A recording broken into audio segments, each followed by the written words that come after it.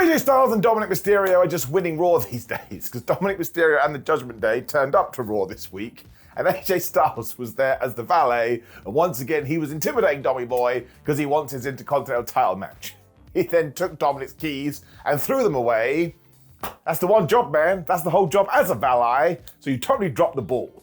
The hell is a valet? Also, my friends, a word of ups and downs, the only wrestling review show you need, and today we are focusing on Monday Night Raw, because you know Monday Night Raw was just on. I don't decide that. Also, remember, bald life for anyone that is no longer a full-headed individual. But you know what? A shout out to the full heads too. I ain't one of these horrible people that goes after people's follicle. Is that even a thing? I don't know. Let's up those downs. We started with CM Punk as well, because of course he has a world title match at SummerSlam against Gunther. Given that SummerSlam is like tomorrow, we have to hit fast forward on this build. Because somebody could say that WWE has too many events, which makes it very difficult to come out of one and then go straight into another one. Not me, I'm just putting it out there. Punk also reminded us of his two goals. He did return to WWE, which was 1, main event WrestleMania, and he's done that, and 2, win the world title. I was like, wait a minute, I thought when you came back you said you didn't want any friends, but you wanted to make a lot of money. I do not remember a championship being brought up. Still though, the only reason he hasn't done the second one is because people keep getting in his business because they keep taking things so personally. And hey, let's talk about Gunther. He is the world champion and he is one of the best wrestlers in the world. And I really enjoyed what he said next. He goes, listen, I'm gonna do my best to beat him. Doesn't mean I can promise that, but having all of you fans in my corner will make me feel warm and fuzzy in my tum-tum. That just put Gunther on a pedestal, man, and you should put Gunther on a pedestal. He's the flipping champ. He then continued to sing his praises too, because he held the Intercontinental title for 666 days, and of course he's now a 2-time world champion. It doesn't matter though that he's only got 2 weeks left, because he has been preparing for this his entire life, and also he knows deep down in his Tootsie Toes, he is the best in the world. Gunther then did arrive because his name had been said a lot, and that ties into Wrestling Clause Rule 14.4. He got booed and what chance, and you tapped out when he was like, well, look who it is. CM Punk, what a wonderful competitor you are. He didn't want any drama though, because he actually agrees with CM that it is all about money and winning titles, but you know, you keep going on about how the fact you're the best in the world, but you can't be, because the best in the world holds this world championship, and do you hold it? No, you do not, but I do. He's also going to make Punk regret ever stepping in the ring with him, because it's going to drop him like a wet towel. Because you know, if you wet a towel, you dropped it on the floor, it's going to go clunk, and it's going to fall really fast, which essentially means you've knocked the towel out. Don't go and punch towels today. What did they ever do to you? Instead, Punk can just have all of these degenerate fans chanting for him for the rest of his life, as he does just wither away. When Gunther just left, and his music started playing, oh, how I laughed. I was like, what? The production team just decided we shouldn't let CM Punk have any kind of retort? And CM Punk did kind of stand there with egg on his face like, hang on, I got a microphone. I'm really good with this thing. Could you have let me have said something? It was pretty good though, although maybe a little bit understated, but let's not forget that we are pitching this as champion versus challenger, or mano versus mano, whatever the flub that saying is. And really the idea here is to make you go, I don't 100% know who's going to win here, which is the truth. I've now convinced myself that Seth Rollins is cashing in, because later Paul Heyman for the second week was like, no, Seth Rollins will be away for a long time, but maybe I'm being worked, maybe my chain is being yanked, but I don't do that. That's PG-18, but yes, we do wait and see. I am going to give it an up. It's just such a cool match, right? CM Punk versus Gunther with a championship on the line. And if that main event SummerSlam night 1, not going to have a problem with it at all. Naomi then interrupted a backstage interview with Stephanie Vaquer and was all like, oh, hi, we've never met before, so let me introduce myself. And Steph was like, well, no, I obviously know who you are, I work here. And even though Naomi was very confident that they will be taking on each other when we get to Clash in Paris, Stephanie was like, you've got to get through SummerSlam first, so maybe you will lose and I will compete with another competitor. Obviously, Naomi didn't like that, so she went, ha ha ha ha, and did her crazy laugh and walked off. I'm just going to tell you, I think Naomi is great. When we did indeed get Sheamus versus Rusev Part 2, and listen, I love these two fighting. It is big men, slapping man meat, but I would absolutely prefer it if it did have a little bit more depth and more story, and something we could jump into here. And given that Sheamus did win, I hope we are going to do the rubber match, because they're now 1-1 at SummerSlam, and we should give it a stipulation and essentially let these two kill each other. I mean, they do that anyway. Some of the shots here, and they were basically punching each other in the face. Then at one point, Sheamus went to the top of the turnbuckle, and he actually fell down, which I think he must have slipped, because he went back up there again. He did dive to the outside with a massive clothesline. They looked at the camera like, oh man, that was a close one. It could have gone bad. Also, I said the word, Dive 2025, part 1 on the board. We've only been doing this for like 2 weeks. That is stupid. I think this delay must have helped because Rusev then threw Sheamus into the announce table and he avoided a bro kick and hit a bomb of power for a 1-2-ooh. When Sheamus just came back with this awesome knee to the face and then Rusev threw a kick and kind of missed a bit but still went for the pin. But hey ho, that doesn't matter because one, they're only human beings, but also two, they were throwing such vicious blows. I'm not surprised it went down. They just got back to their feet and started doing this over and over again when Sheamus was able to get out of the accolade. This is when Rusev was like, oh, it worked first time. I'm going to expose Tina the turnbuckle. But on this occasion, Sheamus actually threw Rusev into that thing, so he learned a lesson. And when the referee went to deal with this, which was the worst time to deal with this in the history of the human race, Rusev saw that damn shillelagh, he was going to smack Sheamus. Instead, he got bro kicked right in the face and Sheamus pinned him for the uno dos tres. So now Rusev, I suppose, can say, well, you know, even though I had this weapon, the weapon kind of hit me a little bit. Also, you bro kicked me, you son of a bitch. Either way, though, this was fun and they have great chemistry together. I just really hope next week, because that is the go home Raw for SummerSlam, they can just shout at each other for a bit and really make you feel something. But I am going to give it up again. I could watch this till the cows come home.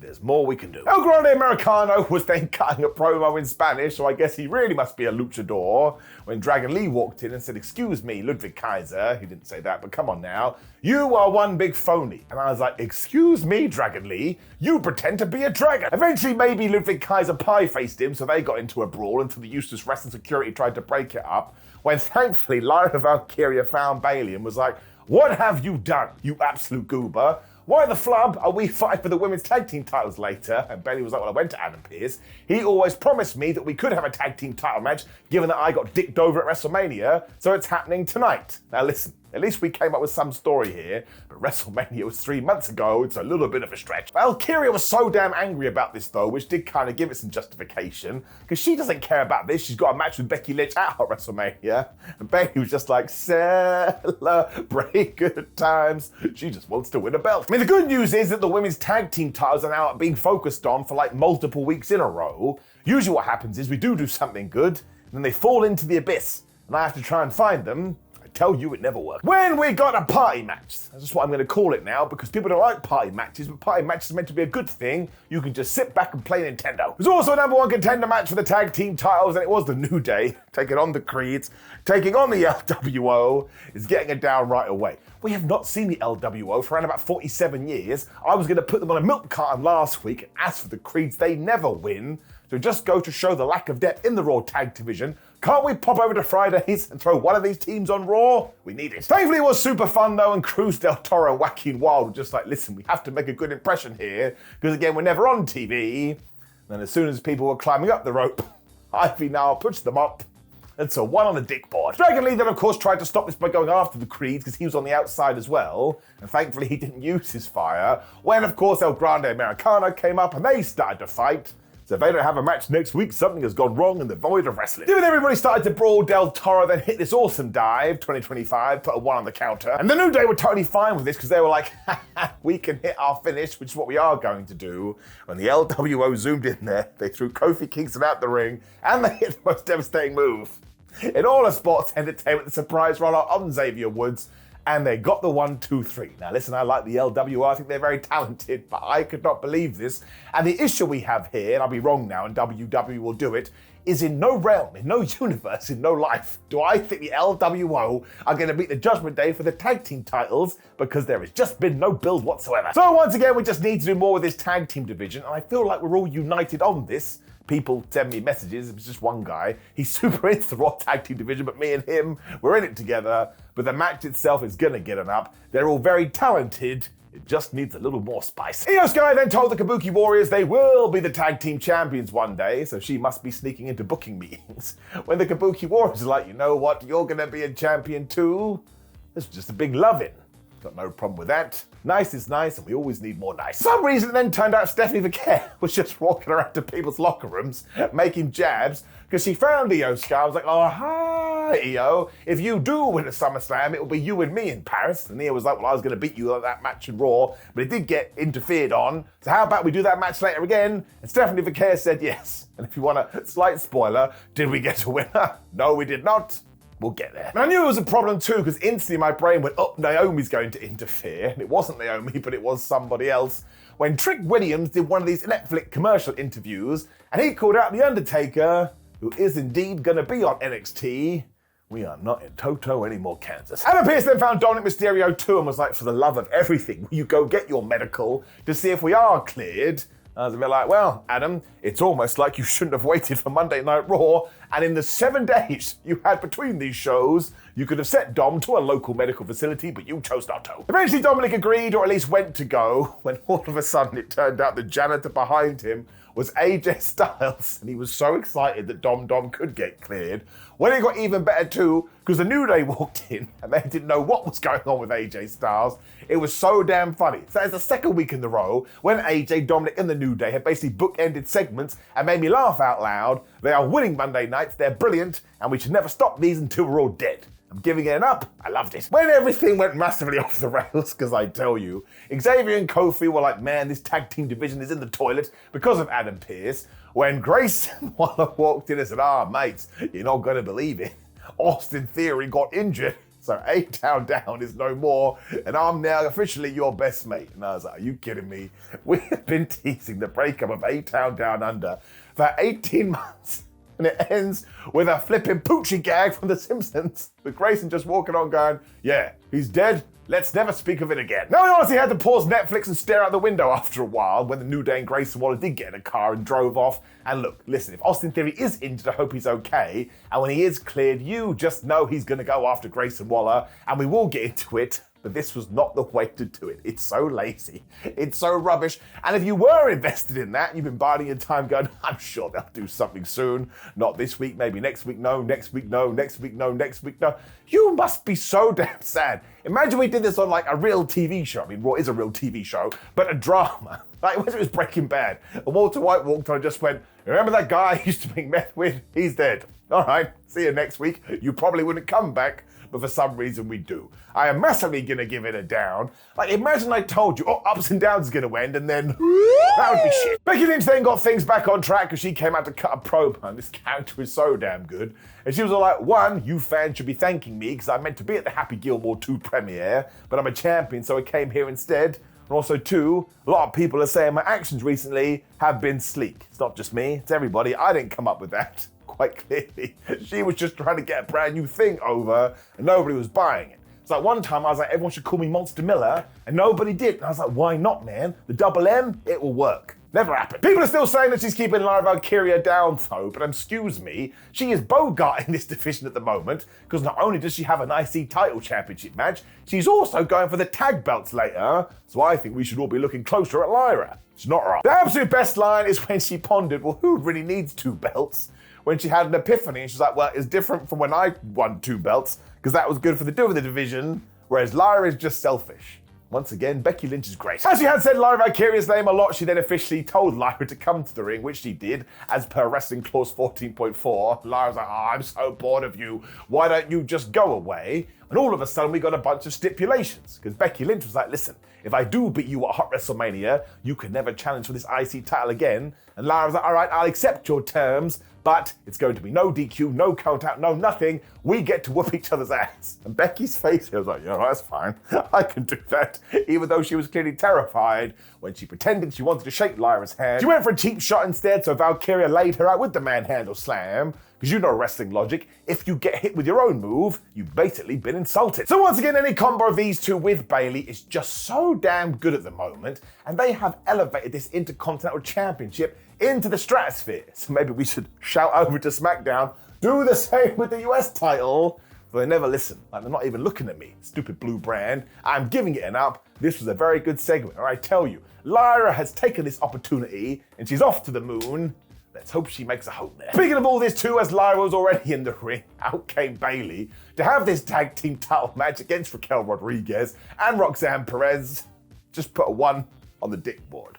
I mean, you should have seen that coming. Now, the interesting part is when Bayley made the hot tag, some people booed. What the flub is going on here? And of course, before all of this, her and Lyra couldn't coexist, but But actually, there wasn't a paradox and nobody fell into the Phantom Zone. And at one point, Lyra slammed, I think it was Roxanne Perez to the floor. She tagged in Bayley, who hit a damn big elbow. And the only reason it didn't work is because Raquel, I wear sunglasses because I'm the bad guy now. Rodriguez broke it up at the 1-2-0. Dominik Mysterio then started being an idiot on the outside, which ties into the dick board when Stephanie Vaquer turned up and she tried to balance the books, which is when Raquel tried to boot her in the face. She totally missed. She hit Dominik instead. When all of a sudden Becky Lynch jumped into the ring, she attacked Lyra Valkyria and threw her into Sim with the still steps. I was like, hey, referee, why can't you keep up with this? Well, actually, before that was the best part, because after Raquel had smashed Dominik, she called for a medic, and have a guess who the medic was? It was AJ Styles. These two together are the greatest thing that has ever happened on planet Earth.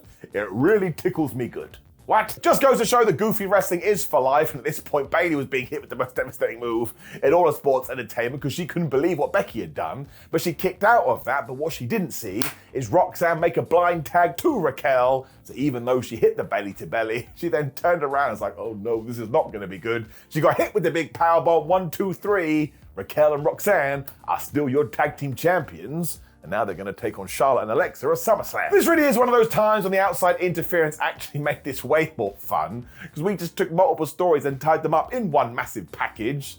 And listen, Bayley is probably going to be mad at Lyra here, be like, I blame you, so I don't think this is done.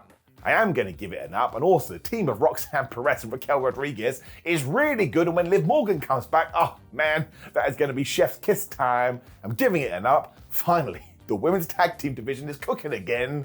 WWE, don't do it. Let it stay. Don't turn it into a ghost. Jackie Redmond then exposed a very important plot hole in WWE. She went, wait a minute, Sami Zayn. You're about to fight Karrion Kross, but we were told you were out indefinitely. Sounds like, yeah, I'm not meant to come back, but look, I've put tape around my ribs. What could possibly go wrong? He also feels like Karrion is to blame for this, so he needs his revenge, because if he was on Raw last week, he would have won the gauntlet.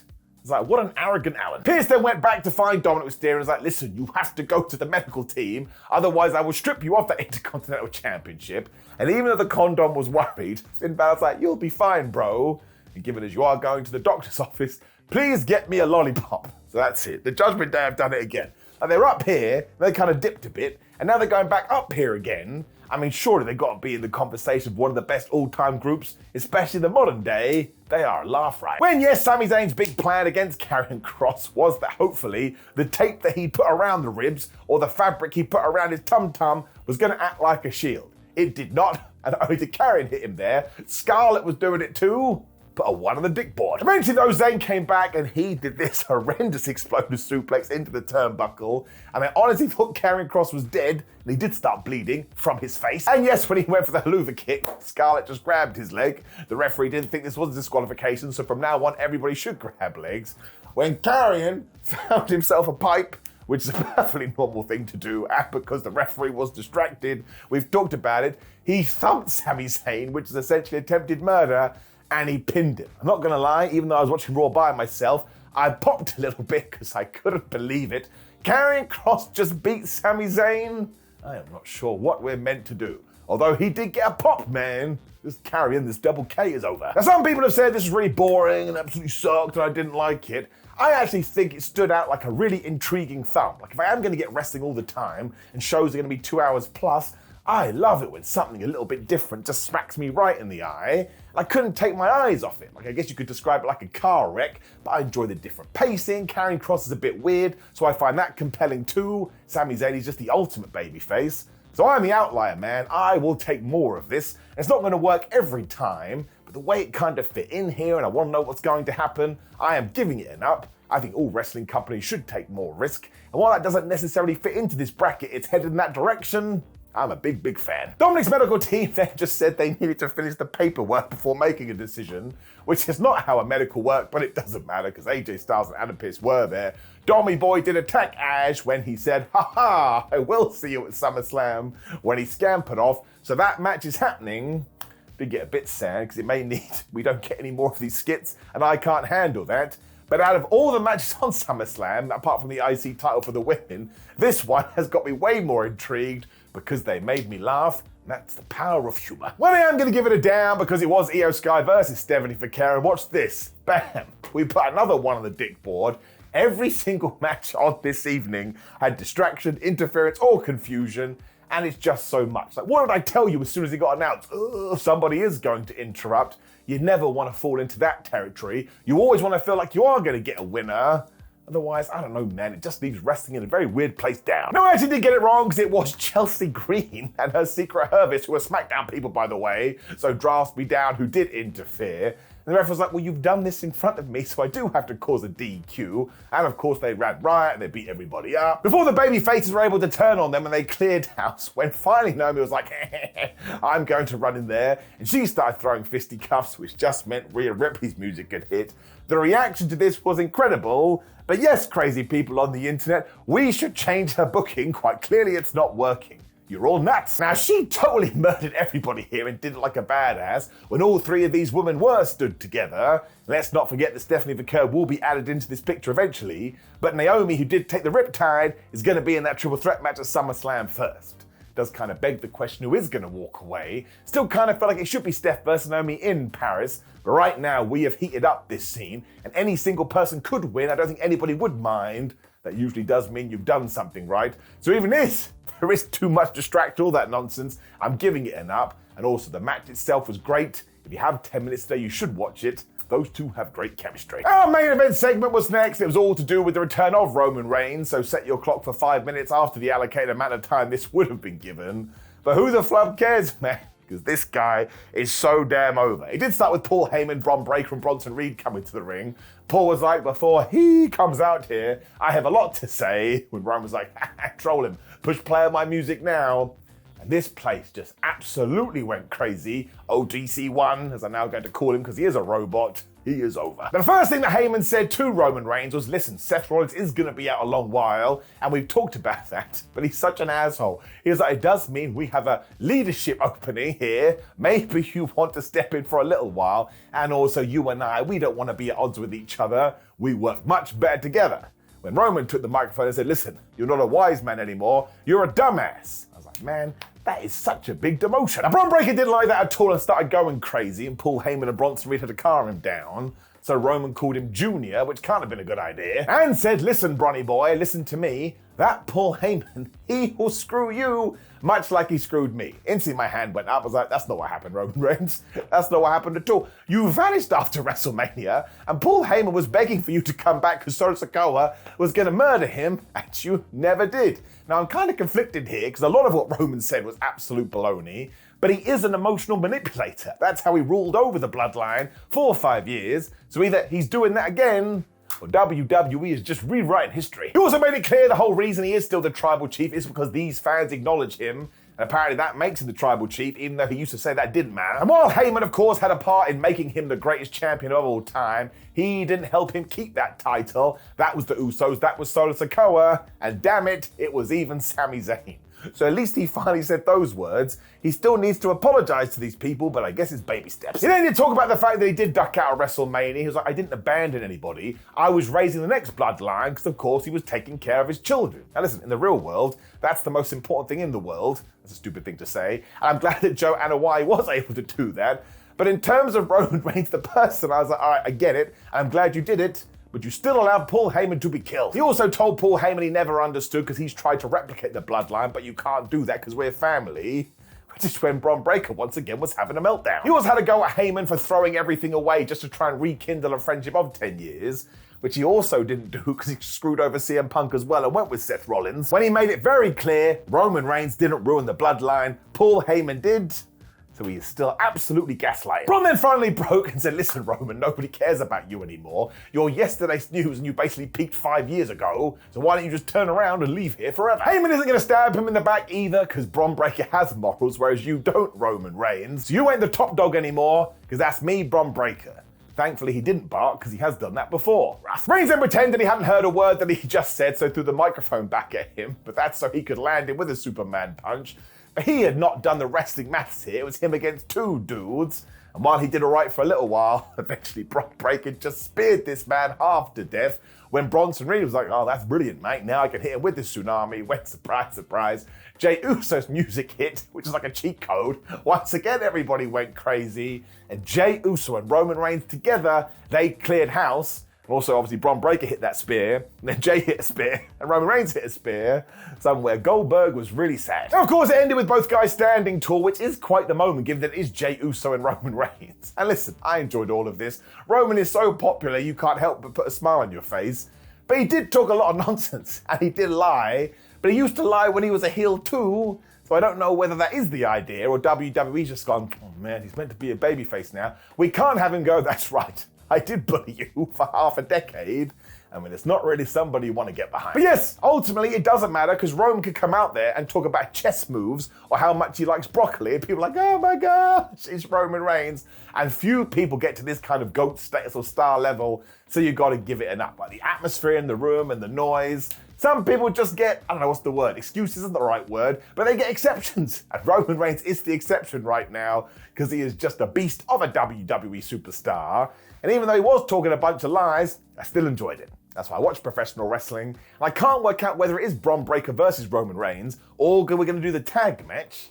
Tag match kind of feels like something we should do on Raw, but I guess we have to decide next week because SummerSlam is just around the corner up. I really do hope that Paul Heyman gets a rebuttal soon and actually gets to call Roman Reigns out on this, but we'll wait and see. But I would give this week's episode of Raw an up. There was way too much distraction, and I'm getting a bit worried about this because I am a nerd, but also I have real problems, so as soon as I am done this video, I'll let it all out my tum-tum. So while we are here, let me know how wrong I am in the comments below. Like the video, share the video, and subscribe. Click the video on the screen with ups and downs or SmackDown to get all my thoughts about professional wrestling. But otherwise, my friends, have a terrific day. I'll see you soon.